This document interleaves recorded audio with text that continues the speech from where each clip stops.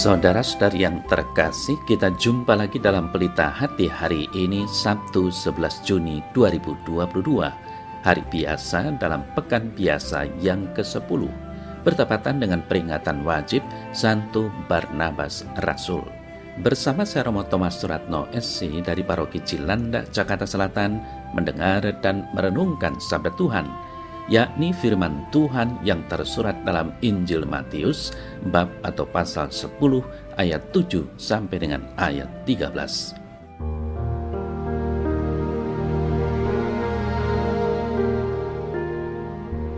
Sekali peristiwa, Yesus berkata kepada murid-muridnya, "Pergilah dan beritakanlah, kerajaan sorga sudah dekat.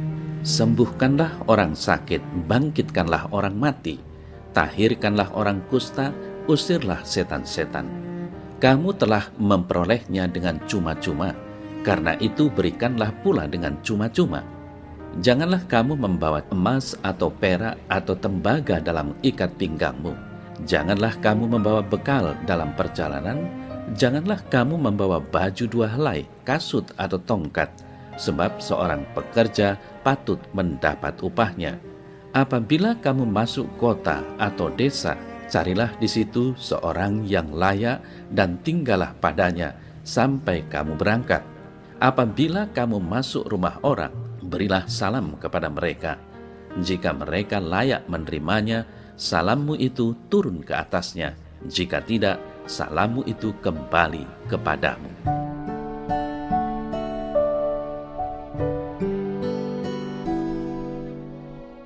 Saudara-saudari yang terkasih, dalam realita kehidupan kita sehari-hari, ketika kita hendak berbuat baik untuk orang lain, kerap kali banyak pergulatan dan pertimbangan yang kita pikirkan. Akibatnya, justru kita membatalkan perbuatan baik itu. Kadang pertimbangan itu tampaknya sangat logis dan saleh. Misalnya, jangan-jangan saya hanya dimanfaatkan saja. Pertolongan ini akan membuat dia bertambah malas, dan lain-lain.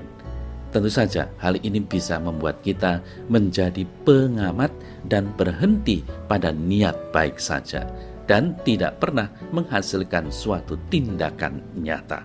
Saudara-saudari yang terkasih, melalui warta Injil hari ini, kita bisa melihat Yesus meminta kepada para muridnya untuk pergi dan berbuat baik, tulus tanpa pamrih, dan selalu mengandalkan Dia.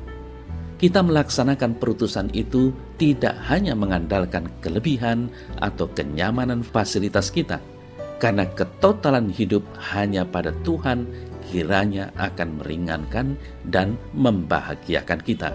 Saudara-saudari yang terkasih, hari ini gereja memperingati Santo Barnabas Rasul. Nama sebenarnya adalah Yusuf, namun oleh para rasul ia dipanggil Barnabas yang artinya anak penghiburan. Ia banyak melakukan pelayanan bersama dengan Paulus yang saat itu lebih dikenal dengan nama Saulus. Saudara-saudari yang terkasih, dalam kisah para rasul kita mengenal Barnabas sebagai seorang rasul yang baik hati, bijaksana, murah hati, penuh iman dan Roh Kudus. Dia adalah orang pertama yang berani menanggapi pewartaan para rasul dan menyerahkan seluruh hartanya bagi gereja. Namun, jasa yang harus kita kenang betul adalah bagaimana ia merupakan pribadi yang tahu menilai kualitas orang. Secara khusus, artinya Barnabaslah yang menolong Paulus ketika Paulus kurang begitu diterima oleh kalangan murid di Yerusalem. Barnabaslah yang menjemput Paulus tatkala Paulus dipulangkan oleh murid-murid Tuhan di Tarsus, kampung halamannya. Karena Barnabas, Paulus diterima dalam jemaat Kristen, khususnya di Antiokhia, dan pada saatnya Paulus akan menjadi rasul besar, yakni rasul dan guru segala bangsa. Saudara-saudari yang terkasih, gereja dan komunitas manapun selalu membutuhkan orang-orang seperti Barnabas ini. Dia adalah orang yang selalu mengupayakan perdamaian, keutuhan, kesatuan, dan tahu menilai kemampuan dan kualitas diri orang. Sering ada orang yang tidak disukai dalam komunitasnya, tetapi orang seperti Barnabas akan tahu apa yang mesti diperbuat dengan orang tersebut. Nah, saudara-saudari yang terkasih, berkaca dari kepribadian Barnabas ini, hendaknya kita mau bertanya diri sehubungan dengan pengutusan Yesus terhadap kita. Apakah kita mau menjalani perutusan kita masing-masing untuk menjadi pewarta kasih Allah kepada sesama kita? Apakah kita mau menjadi seperti Barnabas untuk menjadi penengah, pemersatu, dan pendamai, sehingga banyak orang yang percaya pada apa yang kita imani? Iman tidak bertujuan memecah belah manusia, tetapi justru mau menyatukan mereka.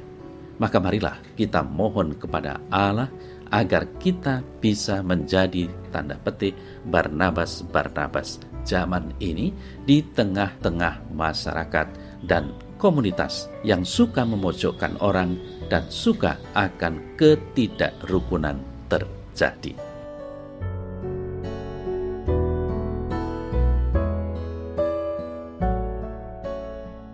Dalam nama Bapa dan Putra dan Roh Kudus.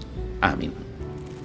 Ya Tuhan Yesus, kuatkanlah aku untuk selalu giat mewartakan kabar gembira kepada semua orang. Bersaksi di tengah-tengah mereka bahwa dengan beriman kepada Allah yang satu, kita bisa hidup rukun bersatu padu. Amin. Semoga Allah yang Maha Kuasa memberkati saudara dalam nama Bapa dan Putra dan Roh Kudus. Amin.